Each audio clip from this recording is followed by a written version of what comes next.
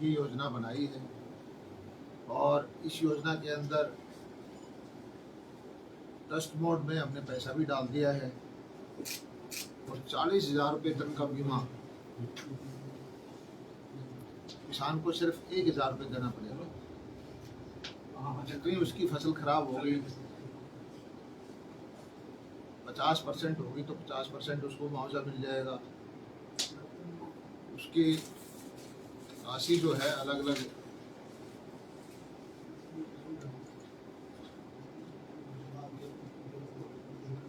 इसमें लगभग 26 फसल है ना, 21 सब्जियां, ये दोनों मिल करके सब्जियां और फल हैं, दोनों 21 फसल हैं।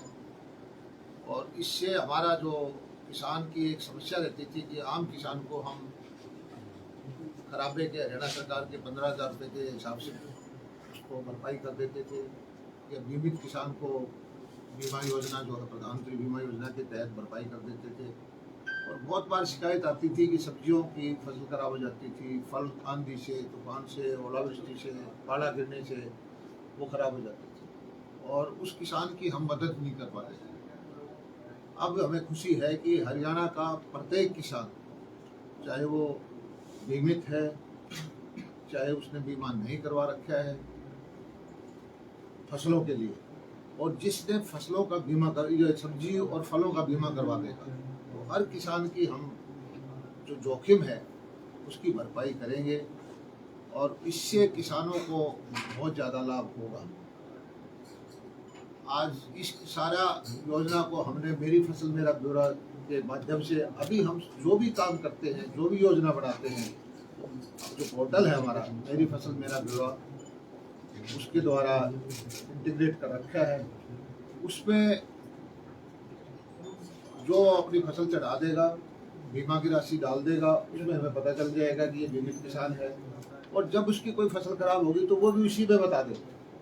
किसान बताएगा कि मेरी फसल खराब हो गई है, तो विभाग के अधिकारी जा करके उसको देखेंगे और उसका जो आकलन करेंगे, वो हमारी कमेटी बनी हुई है डिस्ट्रिक्ट स्तर पर, आकलन करके और तुरंत हम जल्दी से जल्दी उसके जोखिम को पूरी करेंगे, बीमा राशि देंगे। तो मैं यही कहना चाहता हूँ कि हरियाणा सरकार देश के अंदर सबसे ज़्यादा किसान हितैषी सरकार है। नीतियाँ हमारी सबसे ज़्यादा किसान के हित में है, सबसे ज़्यादा हम फसल खरीदते हैं।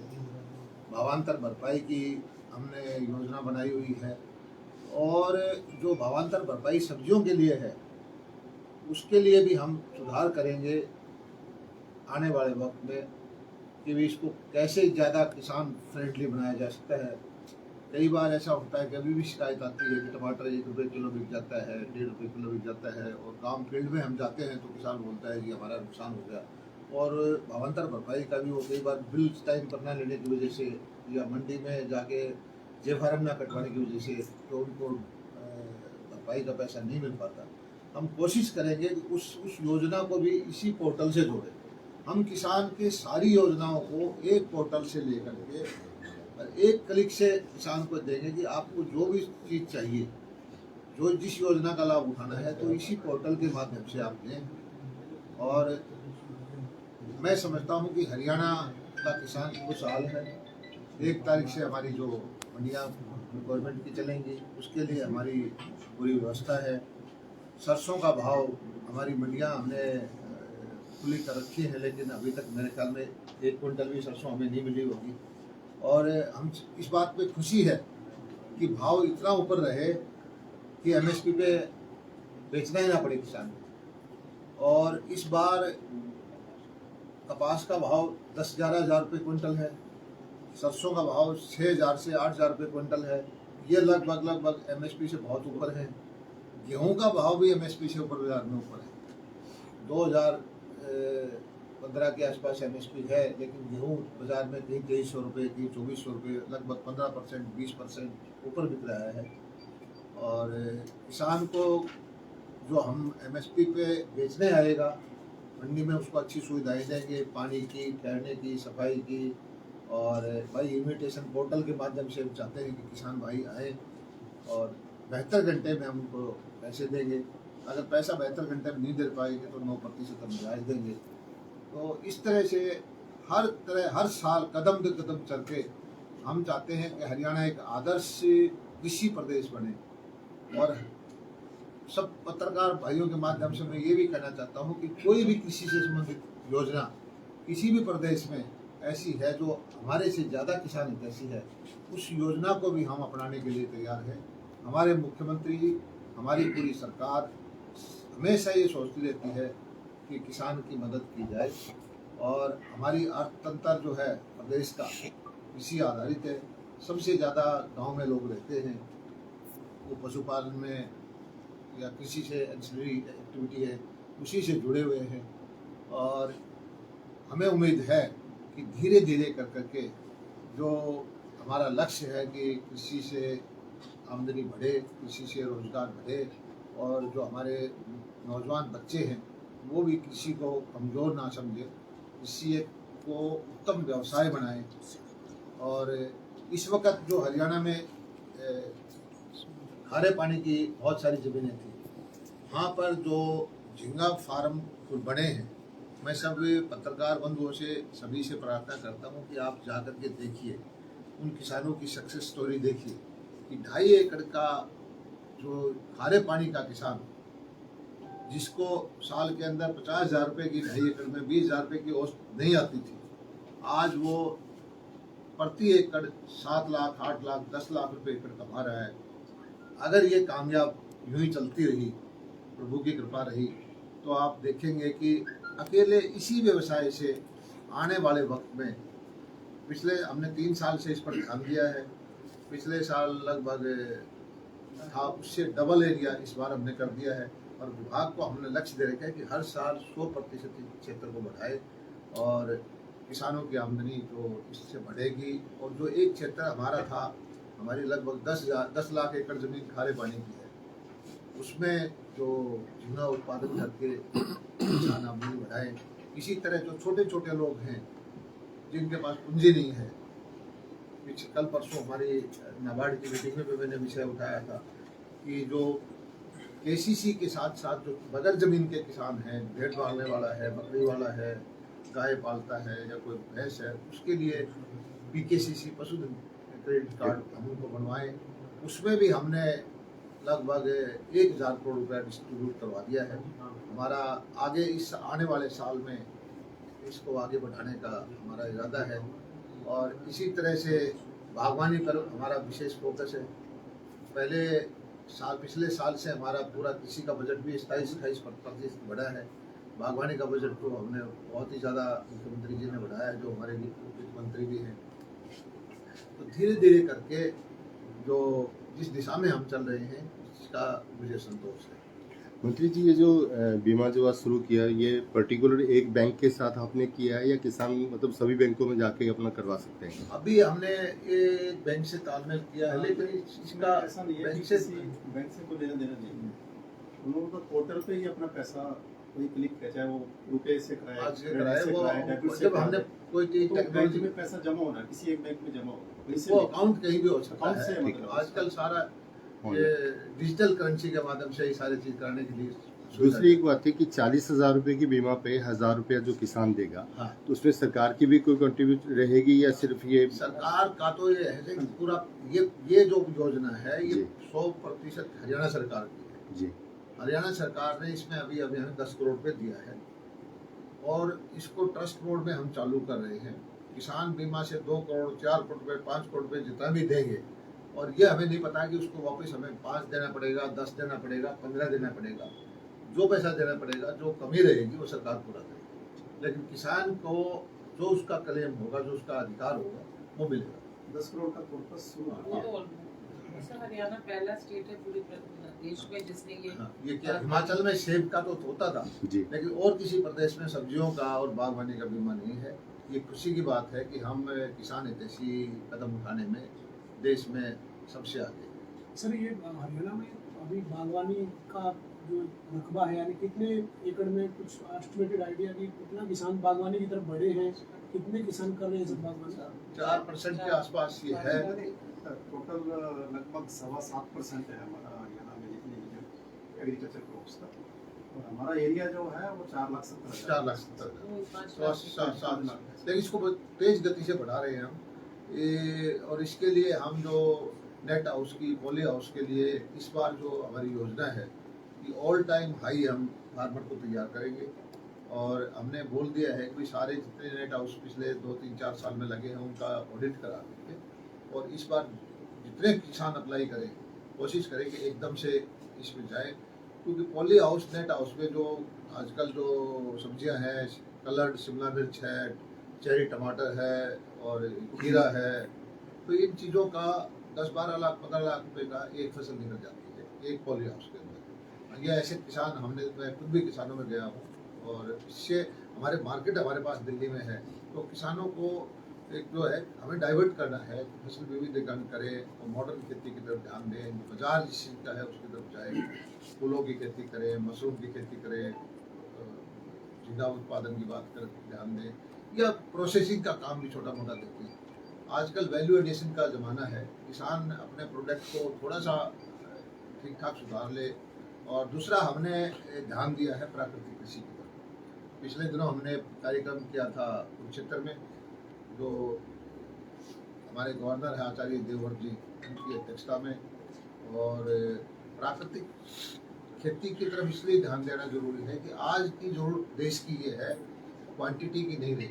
हमारे पास खाद्यान्न पर्याप्त है, गेहूँ और धान की कोई कमी नहीं है, लेकिन कई बार दुर्भाग्य ये है कि हमारा जो यहाँ का बासमती चावल भी रिजेक्ट हो जाता है कि वो कहते हैं कि आपके पास पेस्टिसाइड की कंटेंट ज़्यादा है। तो ये अब ज़रूरत ये है कि हम क्वांटिटी के साथ साथ क्वालिटी पर भी ध्यान दें, और उसको ये ध्यान देंगे। प्राकृतिक कृषि का हम हमारे विभाग के अंदर अलग विंग बनाएंगे, और मुख्यमंत्री जी ने बजट में भी कहा है कि 100 क्लस्टर हम अलग अलग बनाएंगे 25 एकड़ के, और 3 साल तक प्राकृतिक खेती की तरफ उसको आकर्षित करेंगे, और उसके अगर कोई प्रोडक्शन में या उसका कोई नुकसान होता है तो उसकी भरपाई करेंगे।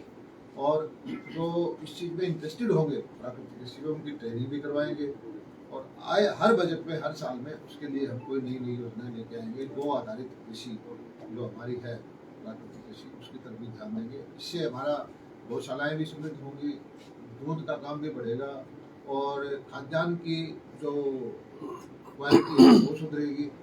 और जो ज़्यादातर समस्याएं गांव में देख रहे हैं कि अत्यधिक केमिकल के उपयोग की वजह से बीमारियां बहुत फैल रही हैं, उससे भी हमारा पैसा जो गांव है घूम फिर के फिर सारा ये मल्टीनेशनल के माध्यम से बाहर चला जाता है, तो उससे भी बचाव होगा ये देश। मंत्री जी, विपक्ष तो ये कह रहा है कि जो पुरानी खेती कर रहे हैं, बागवानी से हटके जो दूसरी खेती करने वाले किसान हैं, उनको चाहे प्रधानमंत्री फसल बीमा हो या फिर जो किसी क्षेत्र में फसलें खराब हुई है वहाँ का कंपनसेशन नहीं मिल रहा, और प्रधानमंत्री फसल बीमा योजना में कंपनियां मुनाफा कमा रही है। आपने एक और फिर मुख्यमंत्री बीमा योजना बागवानी शुरू की है, विपक्ष तो पहले से ही इस बीमा योजना पर सरकार को घेरता रहा है। ये राजनीति का एक एजेंडा रहा है कि 2016 में जब ये योजना लागू हुई थी तब बहुत प्रचार किया था, दुष्प्रचार की भी, ये सेठ साहूकारों के लिए है, इसमें बड़े बड़े लोग बन जाएंगे, किसान मारा जाएगा। और मैं विधानसभा में भी बोल चुका हूँ और आपके सामने दोबारा से रखता हूँ कि हरियाणा मेरे ख्याल में ऐसा प्रदेश होगा जिसने जो प्रीमियम किसानों से लिया, जो हरियाणा सरकार का प्रीमियम गया, जो भारत सरकार से गया, टोटल मिला के जो कंपनियों का आज तक 2016 से आज तक जब से बीमा योजना शुरू गया है वो लगभग 4800 कुछ करोड़ रुपए है, और जो बीमा किसानों में बटा है वो 5200 करोड़ के आसपास है। 5200 में से 5000 के आसपास बढ़ चुका है, 200 करोड़ रुपए अभी सैंक्शन है, वो भी बढ़ जाएगा। तो अब ये बताइए, किसान से हमने 1500 करोड़ रुपए लिया, किसान को 5000 करोड़ रुपए से ज़्यादा बांट दिया। और पहले ये था कि लोनिंग फार्मर से अपने आप उसका बैंक पैसा काट लेता था, अब ये स्वैच्छिक है, तो जो किसान कहेगा तभी पैसा काटेगा, नहीं तो कुछ नहीं। और उसके बावजूद किसान इस योजना से इतना खुश है, किसान इस योजना का स्वागत कर रहे हैं, अपने आप किसान प्रीमियम जमा करा रहे हैं, किसान को समस्या नहीं है, लेकिन विपक्ष को समस्या है। लेकिन इकाई को लेकर के झगड़ा था कि 1 एकड़ की इकाई होगी, गांव की इकाई होगी, इस तरह का झगड़ा था। नहीं, ऐसा कोई झगड़ा हो सकता। मंत्री जी, बीमा योजना में मुझे पूरा लंबा टाइम लग जाएगा मैं समझाने में कि जो क्रॉप कटिंग का होता है वो काम में 2-4 जगह से रुपये दिए जाते हैं। बीच में अगर वो कोई फसल खराब हो जाए, 72 घंटे में किसान सूचना दे दे कि मेरे ओलावृष्टि हुई है, पाला गिर गया है, या कोई और आंधी तूफान से कोई हो गया, उसकी तो तुरंत गिरदावरी हो जाती है। ना भी हो किसी, कोई आदमी ये नहीं कहे कि हमारी फसल खराब हुई है, उसके बावजूद भी हम प्रोडक्शन लॉस हो जाए मान लें, अपने आप एसेस करते हैं क्रॉप कटिंग के माध्यम से कि उसका प्रोडक्शन कम हुआ है, तो जितना रेशो में उसका प्रोडक्शन कम हुआ है वो उसको पैसा देंगे। एक टारगेट आपने 2022 का रखा था कि किसानों की आय दोगुनी कर देंगे, अब कितने तो वर्षा हमने, की बात है? हमारा टारगेट तो दुगनी का नहीं है, 3 गुनी का भी है, 4 गुनी का भी है। और 2022 का जो टारगेट था, कोरोना की वजह से वो 2 साल हर चीज़ों का चेंज भी हुआ है। लेकिन आपको मैं बताता हूँ कि 2014-15 से कपास का भाव 2-2.5 गुना है। आपका 2014-15 से 70% गेहूँ का भाव ज़्यादा है। 2014-15 से आप मोटी मोटी चीज़ मूंग का भाव, चने का भाव देखो, बहुत सारी चीज़ें ऐसी हैं जिनका दुगना भाव हो गया है। ये भी सही है कि इनपुट कॉस्ट भी बढ़ी है, लेकिन हम एसेस करते जा रहे हैं और इसीलिए हम ये काम कर रहे हैं कि किसान जो है हमारे भाई झींगा पालन करें, मशरूम की काम करें, शहद का पालन करें और क्रॉप डाइवर्सिफाई करें। जो गेहूं और धान का फसल चक्कर है उससे निकल के बागवानी करें। बागवानी की तरह हम इतनी सब्सिडी देते हैं, बागवानी नई बाग लगाता है तो प्रति एकड़ हज़ारों रुपए के पैसा देते हैं, बहुत पैसा देते हैं, पॉली हाउस में पैसा देते हैं। उसके लिए फिर उसका नुकसान हो जाए तो भावांतर भरपाई की योजना है। उसका अगर ये नेचुरल कैलेमिटी से कोई नुकसान हो तो ये आज ये योजना लेके आए। हर तरह से किसान को सुरक्षित करने के लिए हम कोशिश कर रहे हैं और हमारा ध्यान ये है कि पानी को बचाएं, कम पानी में खेती करें, क्योंकि पानी हमारे पास हरियाणा में कम है, और क्रॉप डाइवर्सिफाई करें, आधुनिक खेती करें, और जिसकी डिमांड है नेचुरल ऑर्गेनिक प्रोडक्ट की, उसकी तरफ भी जाएं। और गांव के जो बच्चे हैं पढ़े लिखे, रोजगार के पीछे भागने के बजाय रोजगार देने वाले बने। और मुझे सबसे ज़्यादा खुशी इस बात की है कि जो झींगा उत्पादन के द्वारा आप देखेंगे कि आप सरसा में जाके अपने उनसे सर्वे कराइए, हमारे भिवानी में जाके सर्वे कराइए, जजर में जाके सर्वे कराइए कि झींगा 2.5 एकड़ के किसान, खारे पानी के किसान ने 6 महीने के अंदर अंदर 10 लाख से लेकर 20 लाख रुपए तक कमाए। और यही हम चाहते हैं।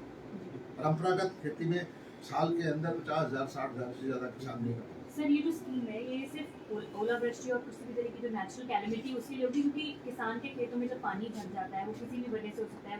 विधानसभा में भी ये मुद्दा उठा था कि वो जो मिट्टी निकाल लेते हैं भट्टों के लिए, उसके लिए तो हर हमारी बीमा योजना सभी के लिए है, पानी भरने के लिए भी है, लेकिन धान को छोड़ करके, क्योंकि धान में पानी भरते ही भरते हैं, धान का पानी भरने का बीमा नहीं है। बाकी अगर जल भराव से कोई फसल खराब होती है, चाहे गेहूँ है या मूंग है या कपास है या सब्जियां हैं, तो ये इसमें कवर है। मंत्री जी कई बार एक विषय जरूर आया था विधानसभा में, और ये बात जायज भी है कि दिल्ली के आसपास के जो किसान हैं उन्होंने अपने भट्टों में मिट्टियाँ बेच दी 4-4 फुट गहराई की। अब उसमें बारिश होता है तो पानी भर जाता है और उसमें कहते हैं हमें मुआवजा दो। भाई आपने 1-2 लाभ ले लिया, आपने लाखों रुपए उस मिट्टी बेच के कमा लिए। अब पानी जब बारिश होगा तो उसमें लो लाएंगे दिए में भरेगा, उसकी जिम्मेवारी भी हमारे ऊपर डालते हैं। पानी हम निकाले, अब देखेंगे अभी तक हमने बंद नहीं किया है, लेकिन हम सोच रहे हैं कि ऐसी जमीन को आइडेंटिफाई करें और उन किसानों को कहें, प्रेरित करें भाई आप ऐसे काम या तो मिट्टी ना बेचो या फिर हमारे मुआवजा ना मांगो। मंत्री जी कई बार ये देखा अब हम जैसे बागवानी बीमा योजना शुरू कर रहे हैं, फसल बीमा योजना के अंदर हमने देखा कि कई बार किसानों की शिकायत रहती है कि उन्हें जो बीमा है वो नहीं मिल पाया, किसी तरीके की कोई जानकारी उन्हें नहीं मिल पाई। इन तमाम चीजों में पारदर्शिता या सिंगल विंडो सिस्टम कुछ लाया जाए, उसके लिए कोई ये सही है। हम जब भी किसी क्षेत्र में जाते हैं तो एक आध किसान मिल जाता है, जी मेरे पास ये रसीद है, मैंने बीमा करवाया था और सबको बीमा मिल गया, मुझे नहीं मिला। तो उसके समाधान के लिए अब हमने ये किया है कि हमारे विभाग में IT को टीम को स्ट्रॉन्ग कर रहे हैं और हर एक आदमी को उस बीमा वाली जो स्कीम है उसको भी हम मेरी फसल मेरा ब्यौरा से जोड़ेंगे और हर किसान की वकील हमारा विभाग रहेगा। किसान का काम है बीमा करवाना, उसके बीमा को राशि दिलवाने तक की उसकी फॉलो करने का काम हमारे विभाग को स्ट्रेंथन करेंगे हम, जो हमारा स्टैटिस्टिक्स विभाग है। और हम आखिरी दम तक उसकी जो, क्योंकि ये एग्रीमेंट है 2 पार्टियों के बीच में, उसको फॉलो करते रहते हैं हम। और अलग अलग कमेटी डिस्ट्रिक्ट लेवल की, स्टेट लेवल की, सेंट्रल लेवल की है, बहुत सारे सही है कि किसी वजह से बैंक में पैसा रह गया, उसको नहीं पहुंचा, किसी वजह से कहीं और टेक्निकलिटी आ गई है, ऐसे किसान हैं। लेकिन अब हमने पूरा उसको पिछले जो समस्याएं हैं उनका समाधान कर रहे हैं और आगे ऐसी कोशिश कर रहे हैं कि हर साल हम एक एक किसान की मॉनिटरिंग करें कि किसने बीमा करवाया, किसका फसल खराब हुई, किसको कितना क्लेम मिल गया और किसका डिस्प्यूटेड केस है। उस डिस्प्यूटेड केस के लिए हमारा विभाग इस स्टेज पर उसकी पैरवी करेगा और एक एक किसान की वकालत पैरवी हम करेंगे।